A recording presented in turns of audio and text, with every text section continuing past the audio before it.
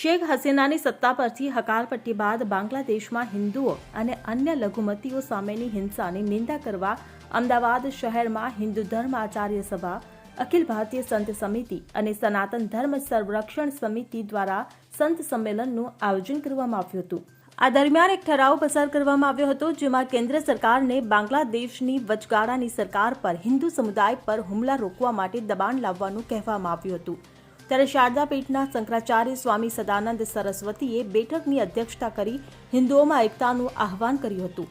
ભારત સાધુ સમાજના પ્રમુખ મુક્તાનંદ સ્વામીએ કેન્દ્ર સરકારને અત્યાચાર ગુજારાયેલા હિન્દુઓને ભારતમાં પ્રવેશવા દેવાની અપીલ કરી હતી.